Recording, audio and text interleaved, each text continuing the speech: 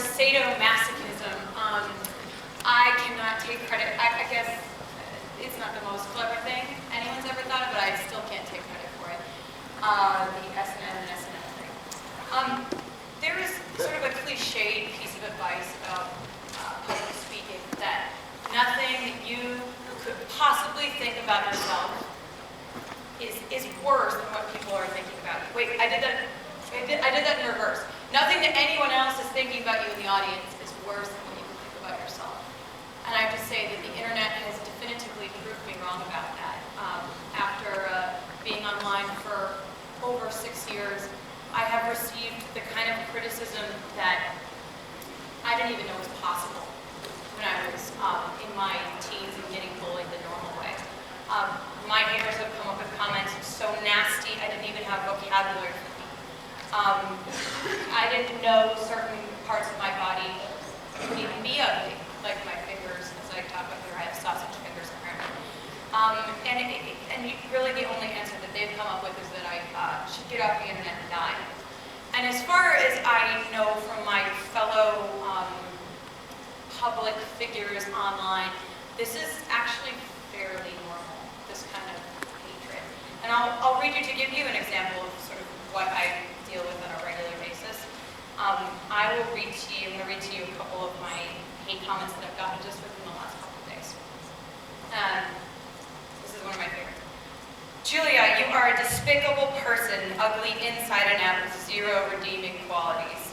These are my observations. It has nothing to do with bullying. Your antics are very well documented, and despite your best efforts to land a husband, that will never happen. The sooner you leave my lovely city of Austin, the better. Go back to Chicago to live with your parents or whatever couch you're sleeping on this week. Total loser. Now, it's like, it can be sort of cathartic to read these aloud and laugh about them, but I have to say, when you get them, it doesn't feel that great. It really doesn't.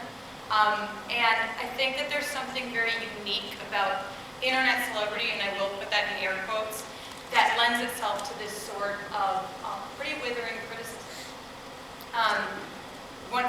Another tweet I got yesterday. Whoa, saw pics of you when you worked on the Hills about 10 years ago. Homely would be an understatement. I now get why you wear 5 pounds of makeup. So, where is this coming from? Where is this hatred coming from? This is, by the way, these are things said about me. It's a dubious distinction. I originally started out as a columnist. I was a dating columnist. I didn't go into this, looking for internet fame. This is me, and if you see the circle thing, it's why do so many people hate this woman. That's a very airbrush picture, by the way. This is me on CNN saying mocked across the internet.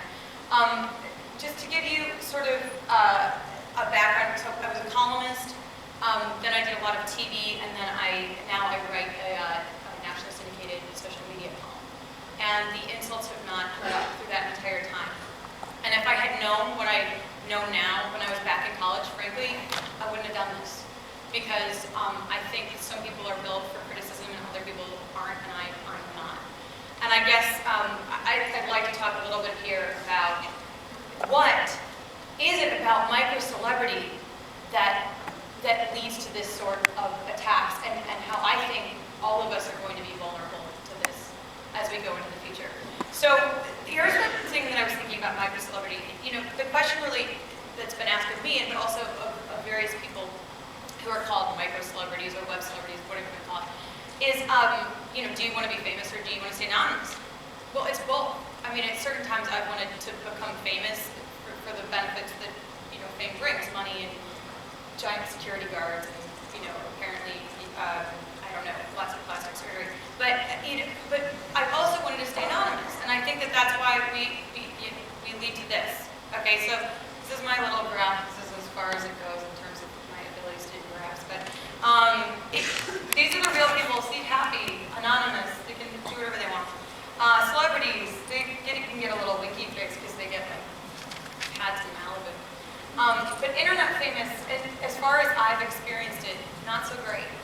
And I think it's because, frankly, you are accessible enough via, especially the tools of social media. People can tweet you, they can set up anonymous Twitter accounts. Every every single time you block them. And they can email you because, if you are online, you probably have your email address, someone out there. They can edit your Wikipedia page to say really nasty things about you. There are a multitude of avenues to reach you. Whereas that's really not the case with someone like Jennifer Aniston. And I'm not condoning that sort of hatred that's in the tabloid newspapers, but you don't have her email address. She doesn't even have a Twitter. And that's what I think we look, if you look at that sort of intersection there between celebrities and internet famous, you see someone like Gwyneth Paltrow sort of bringing herself from celebrity down to like internet famous and starting to get the hatred. Like, I don't know if anyone has noticed that, but people harass her in a way that they didn't back when she was just an Academy Award winner, when she was untouchable. And so I think that there is something that is, vaguely accessible, but it's almost like you can take these people down. One of the things that people talk about frequently is sort of used as a justification for the kind of hatred that is shot at me and others like me online is that you're a public figure, you brought it upon yourself. But these numbers are roughly accurate. It's everyone on there now. Are we all public figures and all subject to this sort of hatred? I feel like the message I've been getting is this from I have several hate sites. I have a lot of people who just think, I don't know, I'm ugly and horrible. And this is what they've in essence said by posting things on the internet. And that goes for me, but it also goes for everyone here. You give up your right to say that to say that's not acceptable to say that about me. You give up your right as a quote-unquote private person, right? And I would contend that that's not fair. And I would contend that that's really dangerous for society, because I think most people at this point, certainly in this room, have a Facebook profile, have a Twitter account, have a blog, and would feel like if that gives people the ability to write the sorts of things that I read to you, and by the way, much worse, in my case, they've contacted employers, they have contacted boyfriends, they've contacted my family, because all of that information is accessible, and yet they've remained anonymous. It's almost like internet celebrity has given them an all-access pass to judge my life based upon what they see online. And they've really given sort of me and people like me two choices.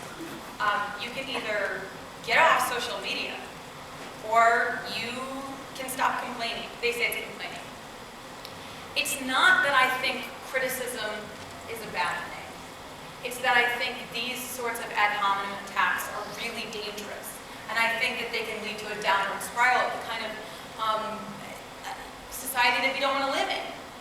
And I think unless you've had something like this happen to you, you don't realize it's not just words. And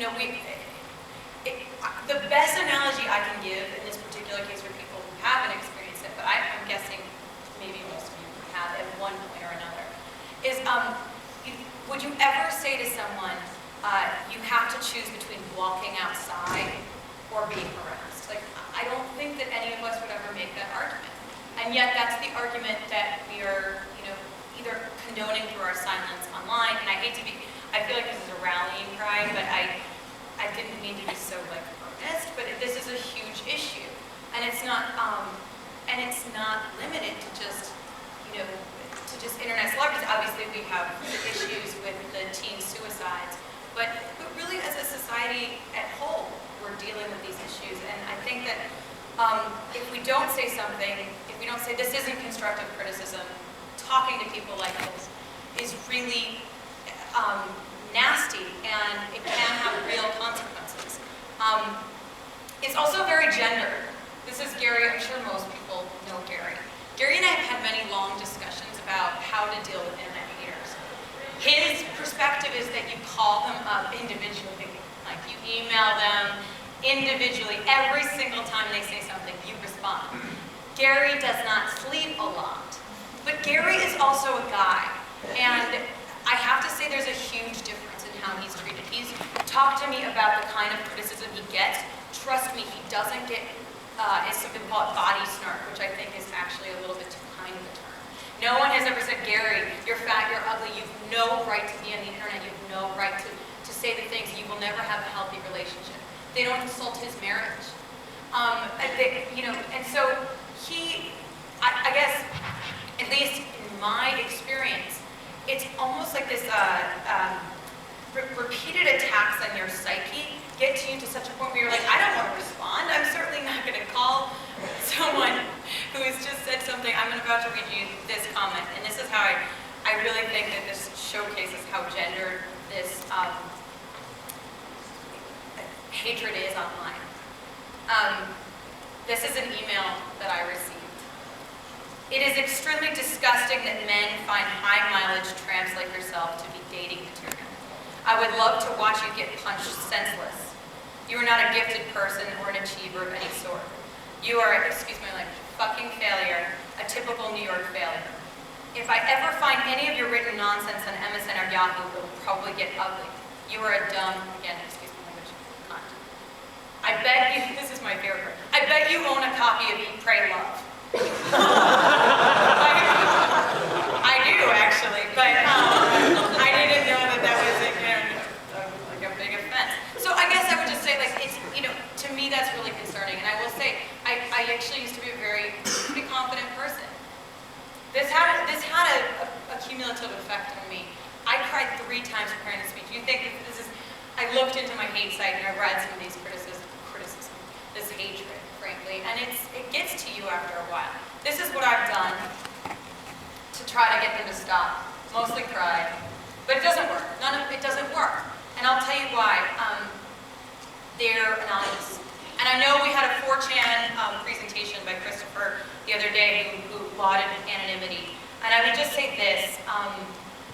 The problem with anonymity in this particular case is that they cannot be accountable for their actions. And I would only say that, say what you're going to say using your real name. So if you are using defamatory comments, if you're using defamatory language, if you're libelous, at least you can be held accountable.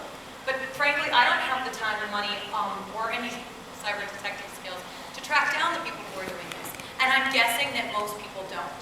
And I don't think we should live in a society in which we require people to have, friends who are PIs in order to escape this scapegoating. Really quickly, Obama just launched his campaign Stop Bullying last week. It was primarily targeted at teens. I think that there's a huge issue there in the sense that it's not just for teens. 45-year-old bullies exist, and they beget, 13-year-old, their kids are 13-year-old bullies, they'll grow up to be 28-year-old bullies. It's like the age, in my opinion, doesn't so much matter as establishing a culture of, sort of civility. Frankly, it hasn't really gotten better for me. I find that actually gets worse. You might hear the same things over and over and you start to believe them. I'm fat, I'm ugly, I can never maintain a personal relationship.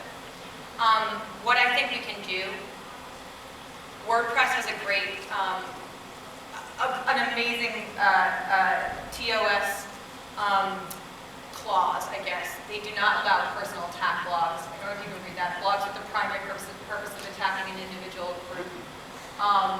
They have a particularly low tolerance for anonymous bloggers who make personal attacks. I think people say, what is the line? I think it's actually more clear than we would all admit. You read something that looks like an attack, it's an attack. Like, it's pretty clear if something is constructive criticism or not. And if it's not, then that can be debated. But I think companies need to stand up for it. ISPs need to stand up for this. Service providers. I think individuals need to not read it. I know this is going to sound like a Pollyanna thing, but they need to not read this, not engage in it. And I think the government, frankly, needs to create, you're going to make fun of me, a cyber police. I swear to God, I think they need a cyber police to call someone and say, someone's harassing me, please make me stop. This is what a commenter said when I said we should try to be a little nicer online.